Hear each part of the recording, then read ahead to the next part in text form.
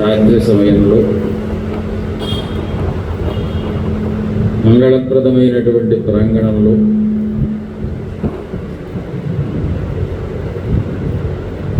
భగవంతుడి యొక్క భజనామృతాన్ని ఆస్వాదించేటువంటి అవకాశం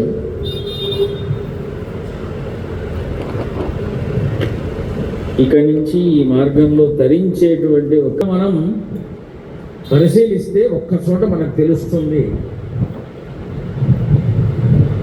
అది భక్తిని పొందినప్పుడు మాత్రమే మనలో ఉన్నటువంటి సత్యస్ఫూర్తి అనేటువంటిది మనకు మనసుకు స్ఫూర్తినిస్తూ ముందుకు నడుస్తూ ఉంటుంది. అందుకే చూడండి, పురాణాదుల్లో ఎవరిని కీర్తిస్తూ ఉన్నాము అంటే నిరంతర భగవన్ నామస్మరణ చేస్తున్నటువంటి వారిని మనం కీర్తిస్తున్నాం. శంకర భగవద్పాదాదులందరూ కూడా వేదాంత శాస్త్రానికి ప్రస్థానత్రయ భాష్యం లాంటి మహోత్కృష్టమైన శాస్త్ర గ్రంథాలు రాసినప్పటికీ అందరికీ అర్థం కావాలి అంటే ఆ శాస్త్రంలో ఏమున్నది అంటే ఒకటే మాట చెప్పారు: భజ గోవిందం, భజ గోవిందం, గోవిందం భజ మూఢమతే. అంటే నిరంతరము ఎవరైతే భగవన్నామ సంకీర్తన చేస్తూ ఉంటారో వారి మనస్సు ఎప్పుడు కూడా నామ లక్షణాదులతో, అంటే నామము యొక్క ప్రభావము చేత నిండి దివ్యమైనటువంటి భక్తి యోగాన్ని కలుగుతుంది. ఇలాగ భక్తి అంటే మనకు పండితులు వారు పరిచయం చేశారు: మోక్ష సాధన సామగ్ర్యాం భక్తిరేవ గరీయసి. మోక్ష సాధన సామగ్రులలో భక్తి అనేటువంటిది చాలా ముఖ్యమైనటువంటిది, ప్రధాన పాత్రను పోషించేటువంటిది. భక్తి లేనిది ఏదీ లేదు. నారద భక్తి సూత్రాల్లో సాభక్తి ప్రేమ రూప అని నారదులు వారు భక్తిని ప్రేమగా చిత్రీకరించారు. అంటే తల్లి ప్రేమ, తండ్రి ప్రేమ, ఆచార్యుడి ప్రేమ, ఆ తరువాత మనకు దేవత యొక్క పరిపూర్ణమైనటువంటి అనుగ్రహ రూపాత్మకమైనటువంటి ప్రేమ. ఈ నాలుగింటిలో మీకు ఎక్కడైనా ఆ సమాన ధర్మాన్ని మనం చూసాము అంటే ఏదైనా వాక్కు మీద ఆధారపడి ఉన్నదే. మౌనంగా ఉన్న పిల్లవాడిని చూస్తే తల్లి జాలి పడుతుందేమో కానీ ఆర్తితో అమ్మ అని పిలిచినటువంటి పిల్లవాడి దగ్గరికి తల్లి యొక్క ప్రేమ ఎలా ఉంటుందో, తండ్రి యొక్క వంశాన్ని ప్రవృద్ధి చేసేటువంటి కర్మాచరణలో పిల్లవాడు నిమగ్నమై ఉన్నప్పుడు ఆ పిల్లవాడిని చూసినప్పుడు, అంటే రామచంద్ర ప్రభువుని దశరథులు వారు చూసినప్పుడు ఎటువంటి ఆ యొక్క ప్రేమ కలిగిందో, వశిష్ఠుల వారు రామచంద్ర ప్రభువుని శిష్యుడిగా చేర్చుకొని అభ్యాసం చేయించేటప్పుడు వారి యందు ఎటువంటి గురు వాత్సల్యము కలిగిందో, అటువంటిది దానికి అన్నిటికీ కూడా మూలమైనటువంటి స్థానం భక్తి. అందుకే ఈ భక్తిని మనం శ్రద్ధాభక్తులు అంటాం. శ్రద్ధ అంటే సాక్షాత్తు పరమాత్మ యొక్క పరిపూర్ణ స్వరూపం. ఇది నేను చెప్తున్నటువంటి మాట. శ్రద్ధామయోయం పురుష సత్వానురూపా సర్వస్య శ్రద్ధా భవతి భారత. ఇది మనకు గీతాశాస్త్రంలో కనిపించేటువంటి శ్లోకం. ఇంతకు మనం ఈ యొక్క భజన అనేటువంటి కార్యక్రమాన్ని పుష్పగిరి మఠ సంబంధంగా మనం ఎందుకు ప్రారంభం చేస్తున్నాం? ఈ కార్యక్రమాన్ని భవిష్యకాలంలో కూడా రామాయణ నామానికి, రామాయణ కావ్యానికి ఎంతటి ప్రాముఖ్యత ఉన్నదో, భారత గ్రంథంలో వ్యాసుల వారు చెప్పినట్టుగా ఇక్కడ ఉన్నటువంటిది సర్వవ్యాపకమై ఉన్నది, ఇందులో లేనిది ఎక్కడా లేదు అనేటువంటి నా వాక్యానికి ప్రమాణం ఎంతున్నదో అటువంటి శక్తిని ఈ భజన ద్వారా లోకంలో కలగజేయటమే మన యొక్క ఈ యొక్క భజనారంభ కార్యక్రమానికి ముఖ్యమైనటువంటి ఉద్దేశం. లోకంలో శాంతిని నెలకొల్పాలి. రమణాచారి గారు ఒక మాట అంటూ, లోకంలో ఏదైనా మనం ముందుకు తీసుకువెళ్ళాలి అంటే జగద్గురువుల యొక్క తపోశక్తితో నిండి ఉన్నటువంటి కార్యక్రమాన్ని లోకంలో మనం ప్రవేశపెట్టాలి, ఆచరణలోకి తీసుకురావాలి. అది ధర్మమై ఉండాలి. దానికి వెనకాల ఒకరు ఉండాలి మనకు. ఇందాక మా పండితులు వారు అన్నారు, అటు గరుత్మంతుడు ఇటు గరుత్మంతుడు, మధ్యలో వెంకటేశ్వరుని ఆరాధించినటువంటి రమణాచార్యుల వారు. చూడండి, ఈరోజు స్వామివారి సంకల్పానికి సాక్షాత్తు వారి జీవిత కాలంలో ఎటువంటి కల్మషము లేకుండా భగవదారాధన సేవ చేసినటువంటి ఫలంతో ఆధ్యాత్మిక సంస్థానానికి ఆధ్యాత్మిక వైభవాన్ని తెచ్చేటువంటి స్థానంలో వారు ఈరోజు మనకందరికీ కూడా ముందు కూర్చొని ఉన్నారు. పరమాత్మయే, పరమాత్మ సాక్షాత్తు రాముడు, రామచంద్ర ప్రభువు భ్రాతృత్రయంతో భూమండలంలో అవతరించారండి. కానీ ఆ రామగాథను కీర్తించడానికి ఒక వాల్మీకి కావాల్సి వచ్చింది. ఆ వాల్మీకి మహర్షి యొక్క చరిత్రను మార్చి అఖండమైనటువంటి తపోయోగంలో నిమగ్నత చేసి ఆ వాల్మీకి వారి యొక్క వాక్యం నుంచి అఖండమైన రామాయణ మహాకావ్యాన్ని సృజింపచేసేటువంటి పని సాక్షాత్తు రామచంద్ర ప్రభువు చేయించారు. చూడండి, ఎక్కడ మూలం తీసుకున్నప్పటికీ కూడా ఒక భక్తిని, ఒక సమాజంలో శాంతిని చేసేవారు ఒకరుంటే ఆ శాంతిని ప్రచారం చేసేటువంటి ఒక యోగిగా అవతరించేటువంటి ఒక శక్తి మనకు కావాలి. ఆ యోగులను అనుసరించేటువంటి బృందం కావాలి. ఇప్పుడు చూడండి, కృష్ణ పరమాత్మ ద్వాపర యుగంలో అవతార వైశిష్ట్యాన్ని మనకు తెలుసు. ఆయన సాక్షాత్తుగా నేను భగవంతుడని చెప్పుకున్నారు ఆయన. అటువంటి వారికి గోపికల ద్వారా లోకంలో కృష్ణ పరమాత్మ యొక్క మహాత్మ్యాన్ని, వ్యాస భగవానుడి ద్వారా భారతంలో కృష్ణ పరమాత్మ యొక్క వైశిష్ట్యాన్ని మనం కనుక్కుంటూ ఆ పురాణం ద్వారా తరించేటువంటి అవకాశం మనకు వ్యాసుల వారి ద్వారా లభించటం. రామాయణ కావ్యాన్ని హనుమంతుల వారు రాశారు, వాల్మీకి మహర్షి రాశారు. హనుమంతుల వారు రాసినటువంటి రామాయణ మహాకావ్యాన్ని చూసి చిన్నపోయినటువంటి వాల్మీకిని చూసి హనుమంతుల వారు ఆ తోకతో ఆ రాతుల మీద రాసినటువంటి ఆ కావ్యానికి సముద్రంలో పడేసి నీ కావ్యమే లోకంలో సుస్థిరమవుతుంది అనేటువంటి వాక్యాన్ని వాల్మీకి వారికి హనుమంతుల వారే చెప్పారు. కాబట్టి మనకు వాల్మీకి రామాయణమే ఈనాటికి సమస్త అనేక రామాయణాల్లో ప్రమాణమైనటువంటి మహాకావ్యం రామాయణ మహాకావ్యం. అటువంటి రామకార్యార్థమై వచ్చినటువంటి హనుమంతుల వారు రామసేవ, రామదాస్యము ద్వారా భక్తిలో ఇందాక నవవిధ భక్తుల్ని మనకు చెప్పుకుంటూ ఉంటే కీర్తనం, శ్రవణం, మననం, దాస్యం, ఇలాగా ఆత్మనివేదనం, సఖ్యం, ఇలాంటి నవవిధ భక్తులని కూడా మనకు భాగవత గ్రంథం ద్వారా మనం తెలుసుకున్నప్పటికీ కూడా ఎవరైతే శ్రవణం చేస్తూ ఉంటారో వారు మొదటి భక్తులుగా కీర్తింపబడతారు అనేటువంటిది భాగవత గ్రంథం మనకు చెప్తున్నటువంటి మాట. భాగవతాన్ని చెప్పిన వారు సుకులు. కానీ సుఖమహర్షికి భక్తిలో రెండో స్థానాన్ని ఇచ్చారు. పరీక్షిత్ శ్రవణం, వైయాసఖి కీర్తనం. కాబట్టి విన్నటువంటి వారికి ఎంత శ్రద్ధ కలుగుతుందో ఆ శ్రద్ధను కలిగించేసేటువంటి శక్తి ఎవరి దగ్గర ఉన్నదో ఆ శ్రద్ధను కలిగించిన వారి కంటే కూడా శ్రద్ధాశక్తులతో విన్నటువంటి వారికి వారు తొందరగా ధరిస్తున్నారట. దాన్నే భక్తి యోగం అని మనం పిలుస్తున్నాం.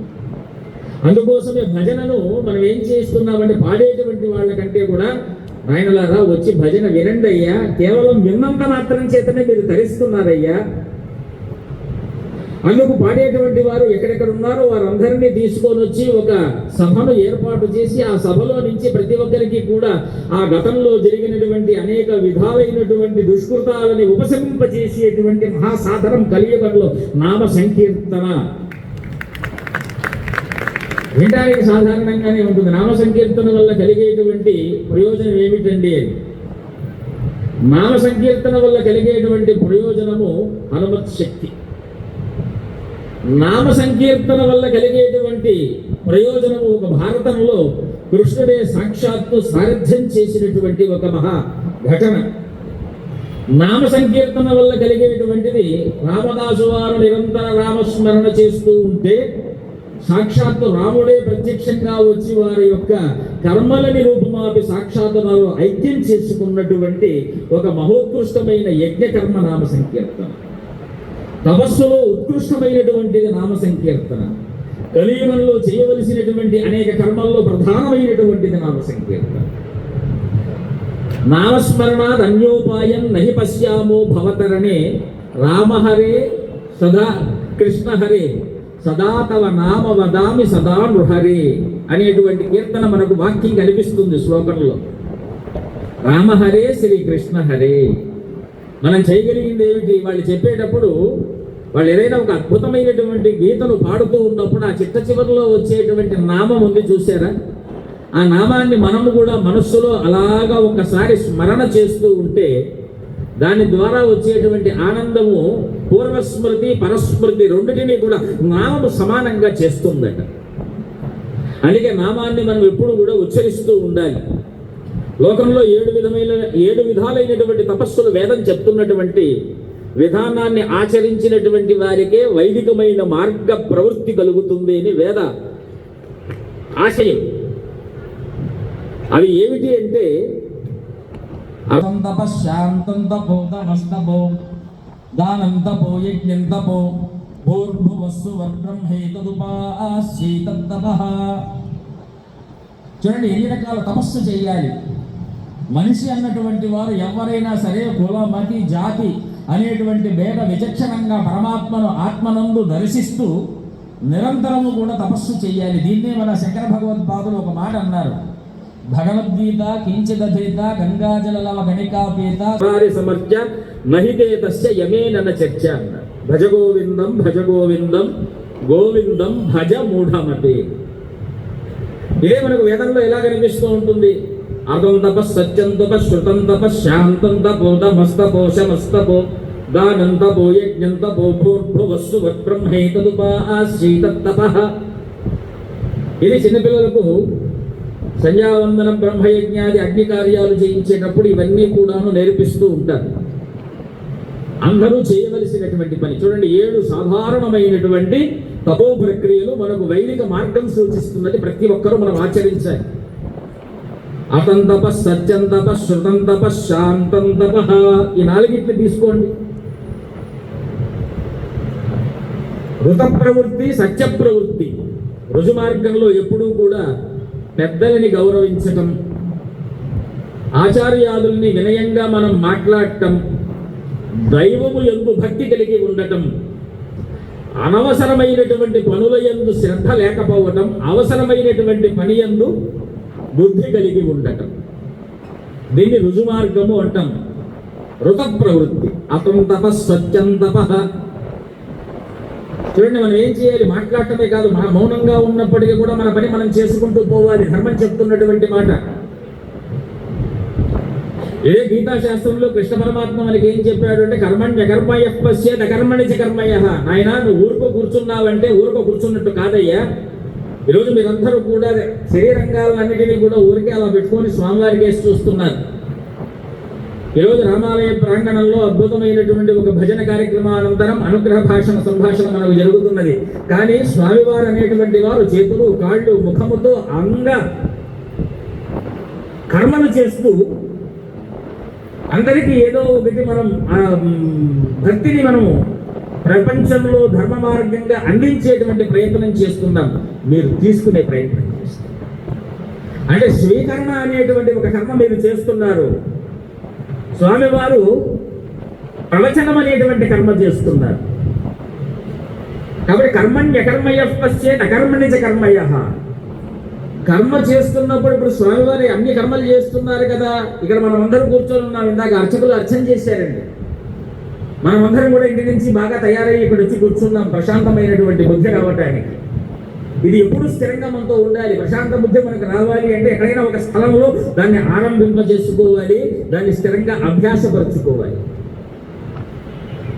ఈ అభ్యాసం ఎక్కడి నుంచి వస్తుంది అంటే నిజమైనటువంటి విధి విధానాలు మనం తెలుసుకున్నప్పుడు ఆ స్థిరమైనటువంటి బుద్ధి ప్రకృతి మనకు అలవాటు అవుతుంది. అందుకే మొదటి రోజే మనం పుట్టినప్పుడే పిల్లవాడికి అన్నప్రాసన చేస్తే కుదరదు. ఆ పిల్లవాడికి ఎలా చేయాలంటే ముందు స్తన్యపానం చేయించాలి. చిన్నగా కాస్త ఫలాలు తీపులు అలవాటు చేయాలి. ఆ తర్వాత ఒకానొక సందర్భంలో ఆ వయస్సు ఆ కాల పరిమితి రాగానే అతనికి అన్నప్రాసన చేసి, అన్నప్రాసన చేశాం కదా అని చెప్పి ఎండు భోజనం పెట్టడానికి లేదు, కొద్దిపాటి మనం అలవాటు చేసుకుంటూ ఆ జీర్ణశక్తి పెంచేంత వరకు పిల్లవాడికి కొద్దిగా ఆహారాన్ని అలవాటు చేసుకుంటూ వెళుతున్నాం. ఆ అన్నప్రాసనే ఈరోజు మనం చేస్తున్నటువంటి భజన ప్రాసన. ఇది ఈ రోజు ఇక్కడతో ఆగిపోదు. ఈ యొక్క సంకీర్తన, నామ సంకీర్తన, భజన మనకు రమణాచారి గారు చెప్పినట్టుగా బోయినపల్లి గణేష్ దేవాలయంలో తప్పకుండా ఈ కార్యక్రమం జరుగుతుంది. ఇక్కడ ఒక 100 మంది వస్తే 1000 మంది వస్తే అక్కడికి మీరందరూ కూడా అక్కడికి రావాలి. ఆ తన్మయత్వంలో ఆ భజన నామామృతాన్ని మీరు ఆస్వాదించి శాంతిని పొందాలి. వేదం ఏం చెప్తోంది? 7 రకాలైన తపస్సులు. అసత్యం చెప్తూ నేను భగవన్నామ జపం చేస్తానయ్యా నాకు ఫలితం రావాలి అంటే పొరపాటును కూడా మీకు సిద్ధి అనేటువంటిది దూరంలో ఉన్నటువంటి మాట, దగ్గరలో ఉండేటువంటి మాట కాదు. నా ఇష్టం వచ్చినట్టు ప్రవృత్తిలో నేను ఉంటాను, కానీ నేను భగవతారాధన చేస్తాను అంటే కూడా అక్కడ నీకు పరమాత్మ నిన్ను అనుగ్రహించేటువంటి పరిస్థితి లేదు. ఇప్పటి కాలంలో భక్తి బాగా పెరిగింది, కాకపోతే అనియమంతో కూడుకున్న భక్తి బాగా పెరిగింది. లోకంలో ఎక్కడ చూసినా భగవన్నామ స్మరణ జరుగుతోంది, కాకపోతే భగవన్నామ స్మరణని ఎలా చేయాలో అలా చెప్పే భక్తి లేదు. ఇక్కడ మీరు అలా ఉన్నా చేసుకోవచ్చు, ఇలా ఉన్నా చేసుకోవచ్చు, అలా ఉన్నా చేసుకోవచ్చు అంటున్నారే తప్ప ఎలా ఉండి చేయాలో చెప్పేటువంటి విధానం కరువు అయింది. మనం అది ఎలా ఉండి చేయాలి, ఎలా ఉన్నా చేసుకోవచ్చు అనే దానికి ఒక చోట మనకు రుజువు కనిపిస్తుంది పురాణాల్లో. నువ్వు భగవంతుడి యొక్క శక్తి తత్వము చేత తన్మయత్వంలో నిన్ను నువ్వు మర్చిపోయేటువంటి స్థితిలో భగవన్నామ స్మరణ సదా చేస్తూ ఉంటే అది నిజమైనటువంటి భక్తి స్వరూపం. సాత్విక కర్మలను అనుసరిస్తూ నువ్వు చేసేటువంటి నామస్మరణ అది భజన యోగం, భక్తి యోగం.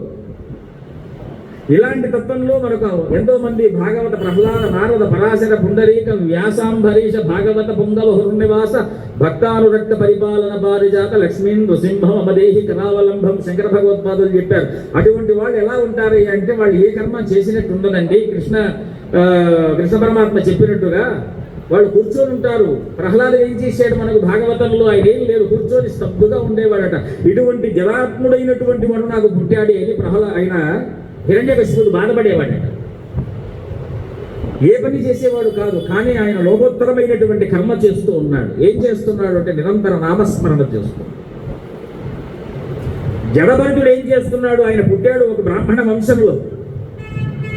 జడభరతుడు ఏం చేస్తూ ఉన్నాడు అంటే ఆయన కూడా ఎవరితో మాట్లాడేవాడు కాదు, పెడితే తినేవాడు, ఆయనకు నచ్చకపోతే తిననటువంటి వాడు, దేహం మీద మాలిన్యమైనటువంటి వస్త్రాలు, స్నానం చేయాలనేటువంటి స్పృహ కూడా ఉండేటువంటి వాడు కాదు. అలాగనే పుట్టాడు, అలాగనే పెరుగుతూ ఉన్నాడు. ఎందుకంటే పుట్టుకతోనే జ్ఞానం కలిగినటువంటి వాడు జడభరతుడు. జడంగా ఉన్నాడు కనుక ఆ భరతుడి పేరు జడభరతుడు అని పేరు పెట్టారు ఆయనకు. ఎందుకంటే ఏ కర్మ చెయ్యట్లేదు, ఊరికే ఉన్నాడు ఆయన. కానీ ఆయన చేస్తున్నటువంటి ఒక గొప్ప కర్మ ఏమిటయ్యా అంటే పూర్వజన్మ స్మృతి లబ్ధవశాత్తు తనకున్నటువంటి జ్ఞానాన్ని పోగొట్టుకోకుండా ఏ కర్మను చేయకుండా ఒక ఉత్కృష్టమైనటువంటి కర్మ సాధనలో నిమగ్నమై ఉన్నాడు. అదే భాగవతంలో 12 స్కంధాలు మనకి ఏం చెప్తున్నాయి అంటే అన్ని స్కంధాలు కూడా నామస్మరణ వలన అభివృద్ధి చేస్తే నామస్మరణ. అలాగే వెంకటేశ్వర నామాలు శ్రీనివాస గోవింద, శ్రీ వెంకటేశ గోవింద, ఇవన్నీ మనం చేస్తూనే ఉంటాము. అది రాగంలో పాడితే భజన, అదే మనం వాళ్ళకు వంట పాడామనుకోండి స్మరణ. దీన్ని ఎవరైనా చేసుకోవద్దు, కొంతకాలానికి ఆ రాగం మీకే అబ్బుతుంది. తినగా ఎటువంటి రుచి అయినప్పటికీ కూడా వేపాకు కూడా చేదుగా ఉండేటువంటి వేము కూడా వారికి తీయగా అనిపిస్తూ ఉంటుందట. అనగననగా రాగవతి శైల్చునుండు తినగ వేము తీయనుండు అని. చూడండి, చిన్నగా ఒకసారి మనం పాడుతున్నాం, మన కంఠస్వరం నచ్చలే. ఈరోజు స్వామివారు చెప్పింది కొంతమందికి నచ్చచ్చు, నచ్చకపోవచ్చు. మనం చేసేటువంటి కార్యక్రమంలో కొంతమంది ఆహ్లాదాన్ని పొందొచ్చు, కొంతమందికి ఏదో విచారం వారిని బాధిస్తూ ఉండొచ్చు.